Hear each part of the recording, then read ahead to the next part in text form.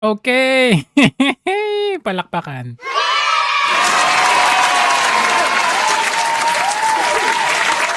Iiyak na yan sila kasi walang magsusuot ng impeachment robe itong coming July 28. Walang magsusuot kasi unconstitutional. Pakinggan It's natin. against Vice President Duterte. The first three were filed before the House by private individuals and different groups on December 2, 4, and 19 in 2024. A fourth complaint was lodged by a resolution approved by more than one-third of the House members of the 19th Congress on February 5, 2025, which was transmitted as the Articles of Impeachment to the Senate on the same day. This was followed by two petitions filed before the Supreme Court challenging its constitutionality. The Supreme Court decision written by Senior Associate Justice Marvic M.B.F. Leonen ruled that all legal issues involving impeachment proceedings are subject to judicial review, considering the nature of the offices and the institutions that are subject to impeachment, its effect on the independence of constitutional departments and organs, and its nature as a constitutional process. The impeachment process is primarily a legal and constitutional procedure, but with political characteristics.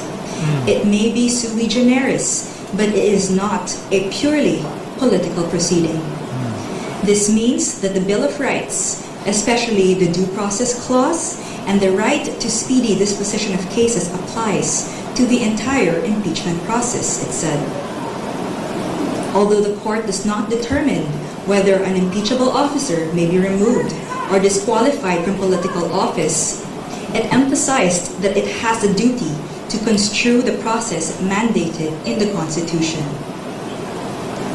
In declaring that the articles of impeachment were barred by the one-year rule, the decision differentiated the first three complaints from the fourth complaint. The first three, it said, were filed under Article 11, Section 3, Paragraph 2 of the Constitution, which allows any citizen to file a verified complaint with an endorsement by any House member. Palpak naman. The fourth one was through Article 11, Section 3, Paragraph 4 of the Constitution, through a verified complaint or resolution filed by at least one-third of the House members. Palpak din. The court took note that the House and the 19th Congress did not act on the first three endorsed complaints, which were considered terminated or dismissed upon adjournment of the House. The three impeachment complaints were archived and therefore deemed terminated or dismissed on February 5, 2025. Yo. Therefore, no new impeachment complaint, if any, may be commenced earlier than February 6, 2026, the Supreme Court held. Under Article 11, Section 3, Paragraph 5 of the Constitution, no impeachment proceedings shall be initiated against the same official more than once within a period of 1 year. According to the decision, the one-year bar is reckoned from the time an impeachment complaint is dismissed or is no longer viable. A key issue in the petitions is whether the House complied with the 10-session day requirement under the Constitution for including a verified impeachment complaint in the order of business of the House. The court ruled that the House was able to comply with the requirement by putting the three endorsed impeachment complaints in the order of business of the House of Representatives, since a session day is not equivalent to a calendar day. It is a period that starts from a call to order until the session is adjourned, regardless of the passage of time. However, the court reminded the House that Article 11, Section 3, Paragraph 2 of the Constitution clearly requires that a verified impeachment complaint be immediately put in the order of business within 10 session days from its endorsement. The Constitution does not grant either the Secretary General or the Speaker of the House any discretion to determine when this period commences. Consequently, the House of Representatives is not granted any discretion except to refer these matters to the proper committee within 3 session days. However, the House may opt to consolidate all impeachment complaints properly commenced and endorsed within these periods. The court also determined that due process applies to the impeachment process. It laid down the following due process requirements in impeachment proceedings.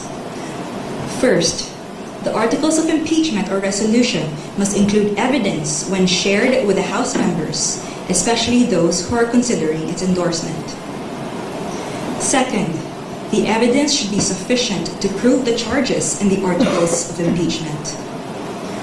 Third, the articles of impeachment and the supporting evidence should be available to all members of the House of Representatives, not only to those who are being considered to endorse. Fourth, the respondent in the impeachment complaint should have been given a chance to be heard on the articles of impeachment and the supporting evidence to prove the charges prior to its transmittal to the Senate, despite the number of endorsements from House members. The House of Representatives must be given reasonable time to reach their independent decision of whether they will endorse an impeachment complaint. The court, however, has the power to review whether this period is sufficient, but petitioner, who invokes the court's power to review, should prove that officials failed to perform their duties properly.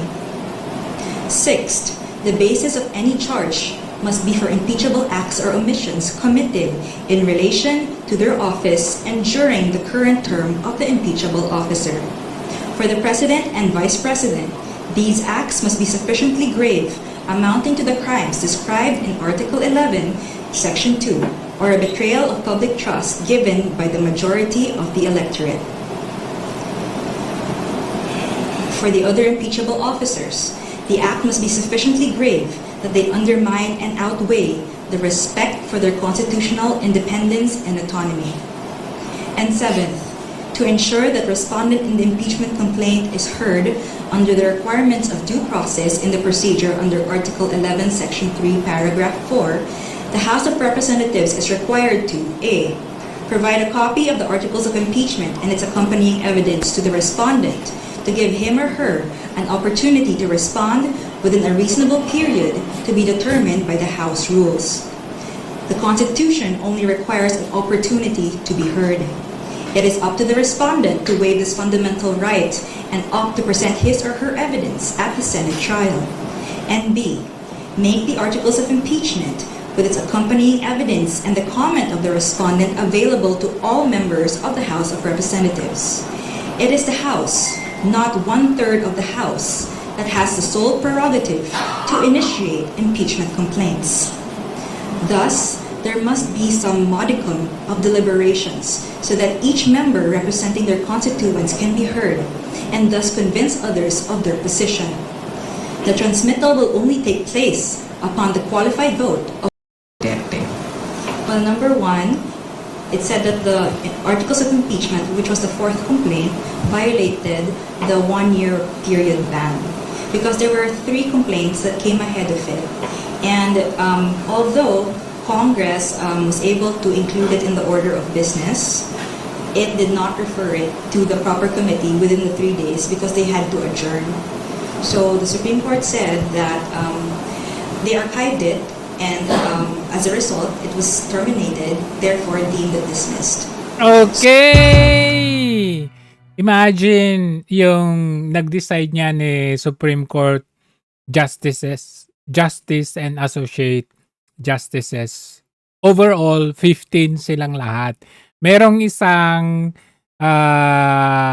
nag-inhibit, merong isang absent. So overall, 13 ang nag-decide na unconstitutional. Saan kayo? Ano pa ang masasabi nyo dyan? So, ito po ay may tuturing na success or achievement or magandang balita, breaking news sa kampo ng Duterte kasi somehow ang Supreme Court ay majority vote ay nag-decide silang unconstitutional. Ngayon, hindi naman ibig sabihin na hindi matutuloy yung impeachment. Kasi pwedeng-pwede silang mag-refile nito under the new Congress, 20th Congress. O, syempre, alam naman natin kung sino yung mga new sets of House, Congress at saka Senate dyan, di ba? So not later than Feb 26 next year. Pero pwede pa rin silang mag-refile, pero ibang usapan na 'yon. Kailangan ngayon, this time sundin nila ang due process of law. Ngayon, ano ba ibig sabihin nito? Ibig sabihin, hindi nila sinunod yung due process dito. Meron silang violation dito na hindi nila sinunod doon yung constitution. Ibig sabihin, failed yung House dito. At failed din yung Senate at hindi na nila magagamit yung kanilang robe dito. So the 1-year ban will start or count from the time it was dismissed. So the fourth complaint could not have validly been transmitted. Better luck next time. Tapos ma'am, meron din pong sinabi yung korte tungkol po dun sa hindi nito ina-absuelto. Yes. Tama. Pwede pong pakiulit yun and pakipaliwanag yung parte pong yan. Hindi So, na the absuelto. okay. Tuloy pa rin. The court said it is not absolving Vice President Duterte from any of the charges against her. So that means, again, hindi siya absolved from any of the charges. Saka pwede siyang kasuhan. Kasuhan niyo sa korte. But any complaint for impeachment against her can only be filed by Feb 6, 2026 onwards. Kumaga, pwede pa rin humarap. Pwede pa rin. Yep. Hi, Attorney Mikael Flores of Reuters. Hi. Attorney, just to clarify, so essentially the decision acts on a procedural flaw on the part of the House of Representatives in initiating the complaint, and it does not really act on the merits or the grounds that were cited in the articles of impeachment, because you also said that the decision does not absolve the Vice President of the charges that are lodged against her. Yes, so the decision does not delve into the merits of the impeachment complaints against the VP, but rather it just said that the impeachment complaint that was transmitted to the Senate was void for being contrary to the 1-year ban, and that... Sana yung mga abogado dyan. Yung mga abogado na nagmamagaling na wala, hindi pasok yung 1-year ban. Imagine, 13 na Supreme Court justices ang nag-decide na unconstitutional. That is a blatant slap on the face sa mga abogadong ang gagaling. It violated the due process rights of the VP. And in terms of way forward, when, for Iiyak na yan. example, the House of Representatives invoke their independence as a co-equal and independent branch of government, how is the court planning to weigh on a possible, constitutional crisis should they defy this order of the court and invoke their independence as a co-equal branch of government? Well, right now we cannot answer. Pag ganun, pag hindi na ninyo irerespeto ang decision ng Supreme Court, ano pa silbi ng Supreme Court? Kung binabastos naman ninyo ang decision ng Supreme Court, abay, wag na tayong mag-Supreme Court. Mag-ICC na lang tayo. Questions such as that, but I am confident that the House and the Senate will respect the decision of the Supreme Court. Respeto nyo. Ano silbi nila? Diba? Ilan yung mga nag-decide dyan? Guidelines on the transition to... So, yun lang po. To sum it up, ang ibig sabihin yan, hindi po matutuloy yung impeachment ngayong July. Sorry, better luck next year.